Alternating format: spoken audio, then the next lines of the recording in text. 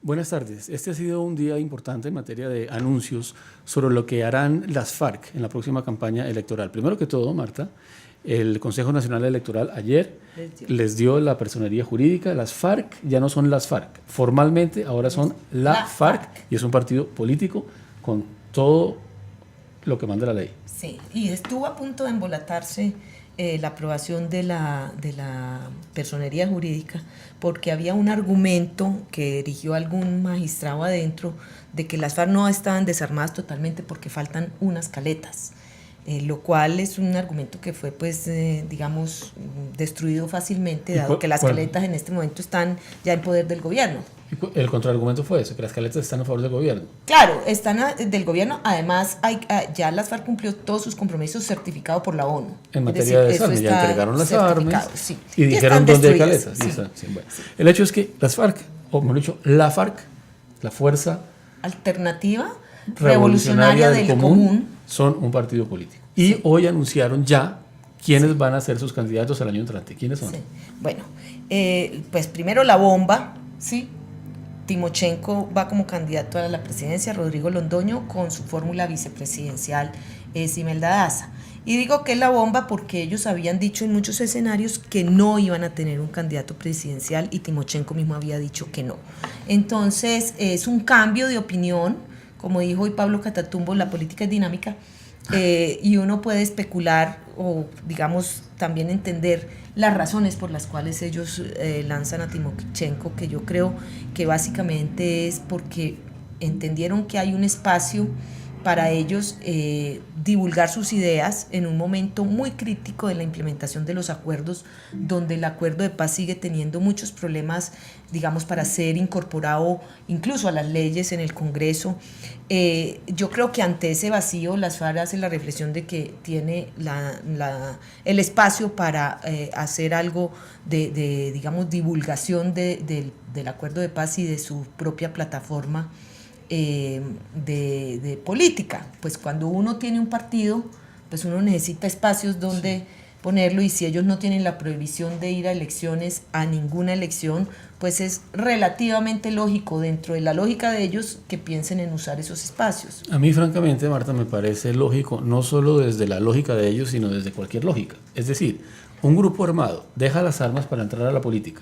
Hay unas elecciones, pues lo más natural, y así ha pasado en Colombia, así ocurrió con el M-19, es que el jefe del movimiento que deja las armas se convierta en el candidato y en el vocero del partido político. Me parece que es absolutamente lógico. Hay algunas personas que están diciendo que porque las FARC no tienen popularidad, que porque enfrentan un gran rechazo, es un error porque Timochenko exacerba, digamos, ese sentimiento en contra y porque le da posibilidades a la oposición. Pero la verdad es que un proceso de paz se trata de eso, de cambiar las armas por la política, y sí, eso es lo que va a hacer Timochenko, me parece perfectamente lógico. Sí, hay una cosa que yo siempre digo, es que Colombia no puede matar el tigre y asustarse con el cuero. Es decir, todos, incluido el Centro Democrático, están de acuerdo en que las FARC vayan a la política, porque eso se entiende, es una lógica, es que nadie es tan torpe de negarlo, ¿sí? Lo que pasa es que han dicho no, que no vayan los jefes que tienen unas condenas, pero eso es parte de la realidad política. Los partidos, un partido que se conforma con gente que viene de 50 años de guerra, pues sus jefes son los que estuvieron en la guerra y son los que están involucrados en hechos muy cuestionables, sin duda, pero para eso hay una fórmula establecida en el acuerdo, que es la JEP. Entonces, yo veo muy difícil que se les diga, haga política pero en cuerpo ajeno, ponga a un amigo cercano suyo. Eso no es de la lógica. Además, yo creo que hay dos razones de coyuntura política. Una, la gran fragmentación de la campaña electoral, donde no está claro quién va a ser el candidato que va a representar los acuerdos de paz, qué tipo de coaliciones va a ser. Entonces yo creo que es relativamente lógico que las FARC se quieran medir y decir, hombre, hacia una coalición en defensa de los acuerdos, yo voy a ver cuántos votos soy capaz de recoger en una primera vuelta o algo por el estilo. Y en segundo lugar, a mí me parece que ellos quieren demostrar algo que es de su propia narrativa, y es que ellos no los inhabilitan las condenas que tienen ante la justicia, porque consideran que ellos no son los únicos.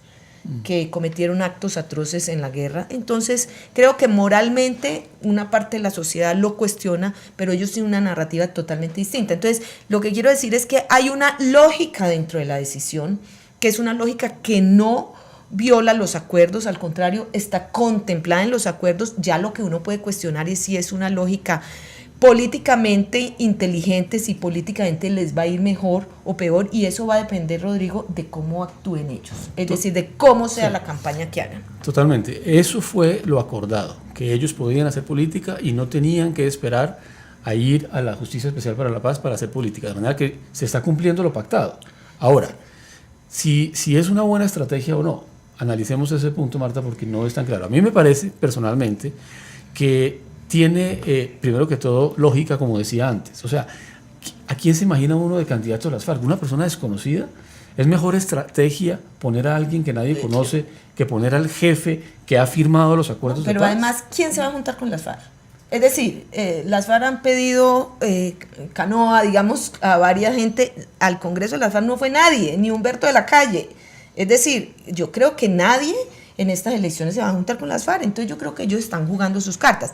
Ahora, yo sí creo que va a tener unas consecuencias, tanto lo de Timochenko como lo de Senado y Cámara. Quiero comentarle un poco lo de Senado y Cámara. En Senado, como es lógico, también quedaron los principales dirigentes. En Senado quedaron Iván Márquez, Pablo Catatumbo, Carlos Antonio Lozada, Victoria Sandino y Sandra Ramírez, que es la viuda de Manuel Marulanda, lo cual yo creo que refuerza un elemento simbólico. En Cámara están Jesús Santrich, está Marcos Calarcá, está Jairo Quintero, que hoy está en el Consejo de Reincorporación, está Byron Yepes para el caso de Bogotá y Olmedo Ruiz en Antioquia. Yo creo que esas listas de Senado y Cámara son unas listas que son un mensaje interno. Creo que con esas listas lo que está haciendo las FARC es resolviendo un problema serio de cohesión interna. Las han hecho con mucho equilibrio, respetando factores históricos, regionales, pero también las tendencias y liderazgos que hay al interior de ese partido. Como en todos los partidos hay disputas, corrientes, lucha por el poder. Entonces me parece que ellos lo que han intentado con estas listas es conservar la unidad y mandar un mensaje a su base social. ¿Qué limitación tiene? Yo no creo que vayan a crecer mucho, que vayan a ser capaces de capturar votos de grandes sectores de la sociedad, porque es un mensaje, la foto es una foto muy del pasado. Es una foto que te habla del pasado de las FARC, no te habla de futuro, no te está vendiendo algo nuevo.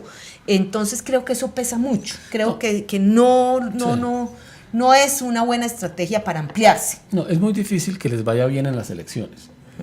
Tengamos en cuenta que estamos en un momento en el que el fantasma de lo de Venezuela espanta a quien proponga un proyecto de izquierda, y de hecho las FARC son defensores de Nicolás Maduro, y el tema de Venezuela es uno de los grandes temas, o por lo menos uno de los grandes sentimientos, una de las grandes emociones en esta campaña electoral.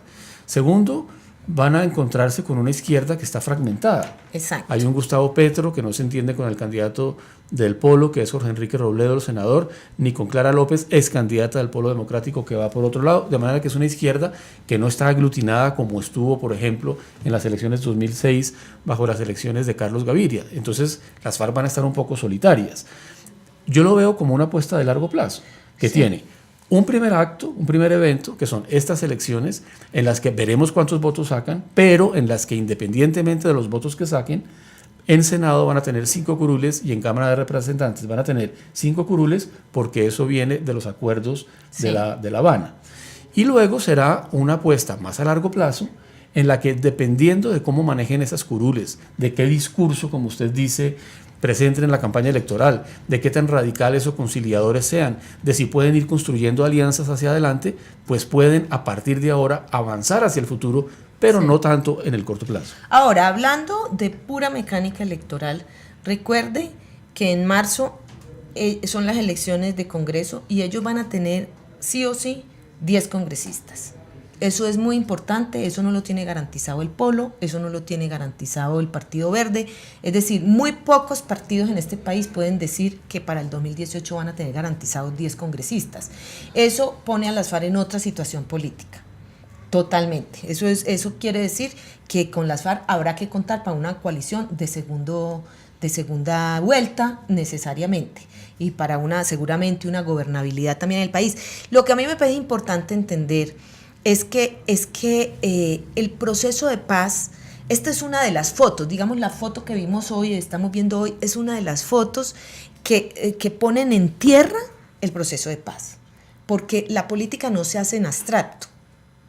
Todo el mundo, sí, dejar las armas por ir a la política. No, la política se hace con candidatos y con candidatos que representan lo que es el grupo que dejó las armas. Y esa es la realidad. Entonces, a mí, yo no es que me parezca bonito, malo o feo. Lo que yo quiero decir es, no podemos seguir pensando que bienvenidos a la política, pero sin los líderes, porque eso no es viable.